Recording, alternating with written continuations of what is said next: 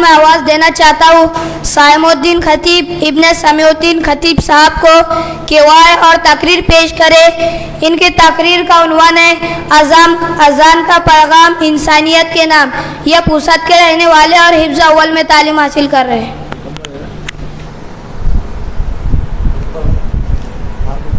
رب العالمین والصلاة والسلام على الأنبياء والمرسلين أما بعد فقد قال الله تعالى في القرآن المجيد والفرقان الحميد أعوذ بالله من الشيطان الرجيم بسم الله الرحمن الرحيم يا أيها الذين آمنوا إذا نودي للصلاة من يوم الجمعة فاسعوا إلى ذكر الله وقال النبي صلى الله عليه وسلم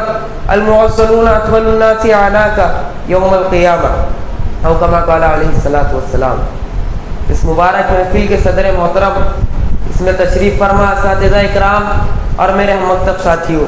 السلام علیکم ورحمۃ اللہ وبرکاتہ۔ آج کے اس پرنور اور مبارک محفل میں میرا موضوع خطابت اذان کا پیغام انسانیت کے نام ہے۔ حضرات، پوری دنیا شرک و بت پرستی کی تاریکیوں میں دم توڑ رہی تھی۔ انسانیت قارونیت اور فرعونیت کے چنگل میں پھنس چکی تھی۔ خود فراموشی اور خدا فراموشی کی فضا عام ہو چکی تھی۔ ایسے محیط اور پرخطر حالات میں رب کائنات نے محمد عربی مصطفیٰ صلی اللہ علیہ وسلم کو انسانیت کے نام آسمانی پیغام کے ذریعے مبعوث فرمایا اور آپ کو صاف صراحت کے ساتھ حکم دیا کہ اے محمد عربی، پوری دنیا کے بسنے والے انسانوں سے کہہ دو، اگر تم فلاح و محبود کی منزلیں پانا چاہتے ہو،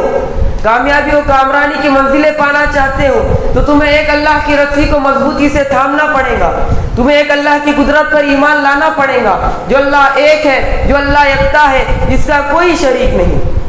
اس طرف ایک عربی شاعر نے بھی برملا اشارہ کیا،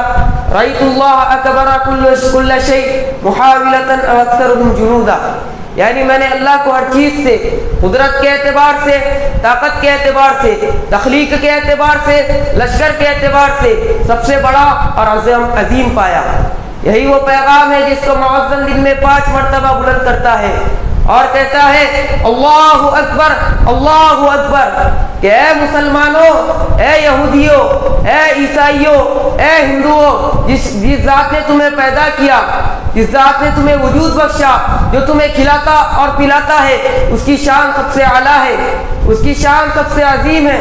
لہذا اے لوگوں، اگر تمہیں اس کی قدرت کا، اس کی یکتائی کا، اس کی بادشاہت کا، اس کی عظمت کا، اس کی شہنشاہی کا اعتراف ہے اور اقرار ہے، تو تمہیں یہ بات بھی تسلیم کرنی پڑے گی اور علی الاعلان ڈنکی کی چوٹ یہ گواہی دینی پڑے گی کہ وہ اللہ ہی ہے جس کی عبادت کی جائے، وہ اللہ ہی ہے جس کے سامنے سر تسلیم خم کیا جائے، وہ اللہ ہی ہے جس کے سامنے اپنی ضروریات کو پیش کیا جائے، وہ اللہ ہی ہے جس کے سامنے اپنے حاجات کو پیش کیا جائے اور بے جھجک کے پکارا جائے۔ اگرچہ بت ہے جماعت کی آستینوں میں،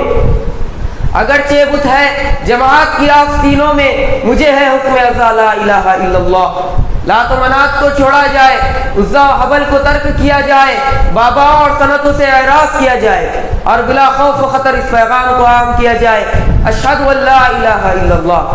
سامعین بزم، اس طرح ہم پر یہ لازم ہے کہ ہم اللہ کی وحدانیت کا، اس کی حقانیت کا، اس کی سمدانیت کا، اس کی یکتائی اور بڑائی کا اقرار کریں۔ اسی طرح ہم پر یہ بھی لازم ہے کہ ہم اس نبی صلی اللہ علیہ وسلم کی نبوت پر ایمان لائے، اس نبی کی رسالت پر ایمان لائے، اس نبی کے صدقہ طفیل میں یہ کائنات وجود میں آئی،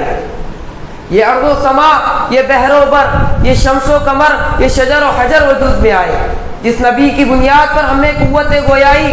قوت سماعت و قوت بصارت سے نوازا گیا، جس نبی سے کہا گیا کہ اے نبی کہہ دیجئے انی رسول اللہ الیکم جمیعا، کہ میرے دامن کو پکڑے بغیر، میری سنت سے چمٹے بغیر، میرے طریقے پر چلے بغیر تمہاری کامیابی و کامرانی ناممکن اور ناتمام ہے۔ یہی وہ پیغام ہے جس کو مؤذن انسانیت کے کانوں میں پھونکنے کا کام کرتا ہے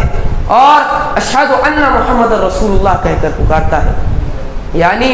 اے لوگو، محمد صلی اللہ علیہ وسلم اللہ کے رسول ہے، تمہاری فلاح و بہبود کا راز اس کی پیروی میں مضمر ہے۔ اگر تم عود سریہ تک پہنچنا چاہتے ہو، اگر تم ستاروں پر کمندے ڈالنا چاہتے ہو، اگر تم چاہتے ہو کہ تمہاری ہر تمنا اور ہر خواہش پوری کر دی جائے، اگر تم دلوں کا قرار پانا چاہتے ہو، اگر تم آنکھوں کے ٹھنڈک کے متلاشی ہو، تو تمہیں محمد عربی مصطفیٰ صلی اللہ علیہ وسلم، آمنہ کے لال عبد المطلب کے لخت جگر محمد عربی مصطفیٰ صلی اللہ علیہ وسلم کی سنت پر چلنا پڑے گا، ان کے دامن کو پکڑنا پڑے گا، ان کے طریقے کو اپنانا پڑے گا۔ حضرات گرامی، تمام پوری دنیا کے ماننے والے مذاہب، پوری دنیا کے مذاہب والوں نے اپنی دیوی دیوتاؤں کی پوجا کے لیے، ان معبودان باطل کی پرستش کے لیے کوئی نہ کوئی طریقہ ایجاد کیا۔ کسی نے ناقوس کو اختیار کیا تو کسی نے آگ جلانے کو اختیار کیا، جس کا نہ کوئی پیغام ہوتا ہے اور نہ کوئی درس، لیکن اسلام نے ایسے طریقے کو اختیار کیا جو سماوی اور الہی طریقہ ہے، جو ملکوتی اور نبوی طریقہ ہے۔ یہ وہ طریقہ ہے جس سے بندہ مومن اپنے رب اللہ سبحانہ وتعالیٰ کا قرب حاصل کر سکتا ہے۔ یہ وہ طریقہ ہے جس سے انسانیت کو مقصد تخلیق بتائی جاتی ہے۔ یہ وہ طریقہ ہے جو یہ بتاتا ہے کہ معبودان باطل سے منہ پھیرا جائے اور ایک اللہ کی طرف رخ کیا جائے۔ لیکن افسوس صد افسوس، اس پوری دنیا میں بسنے والے انسانوں میں کچھ شیطانی قسم کے لوگ، کچھ ابلیسی ذہن رکھنے والے لوگ بھی موجود ہیں، جو یہ کہتے اور دندناتے پھرتے ہیں کہ اذانوں پر پابندیاں لگائی جائیں، مساجدوں پر تالا لگایا جائے۔ شاید آج یہی وجہ ہے کہ آج ائمہ مساجد اور مؤذنوں کے سینوں کو چھلنی کیا جا رہا ہے، ان پر حملے کیے جا رہے ہیں، ہماری اذانوں پر، ہماری مساجدوں پر پابندیاں لگائی جا رہی ہے۔ لیکن آج میں ان نام نہاد ایکٹروں اور سنگروں سے اس بزم خطابت کے اس پرنور اور مبارک محفل سے میں کہنا چاہتا ہوں کہ اے ابلیسو، اے شیطانوں، تمہاری طرح عطا ترک نے بھی سرزمین ترکی سے اللہ کے نام کو مٹانے کی کوشش کی، اذان پر پابندیاں لگائی، لیکن وہ اللہ کے قہر سے نہ بچ سکے۔ ان کی لاش پر نہ آسمان نے آنسو بہایا نہ زمین نے آنسو بہایا، تو اللہ آج بھی اس بات پر قادر ہے کہ تم پر ذلت اور رسوائی قائم کر دے۔ ورنہ آج بھی موقع ہے، اپنے گناہوں کا اعتراف کرو اور اپنی زبان پر لگام لگاؤ اور یہ کہو، وہ سحر جس سے لرزتا ہے شبستان وجود، وہ سحر جس سے لرزتا ہے شبستان وجود، ہوتی ہے بندہ مومن کی عزا سے پیدا۔ آخر میں دعا ہے اللہ تعالی ہمیں کہنے سننے سے زیادہ عمل کرنے کی توفیق عطا فرمائے۔ وآخر دعوانا ان الحمد للہ رب العالمین۔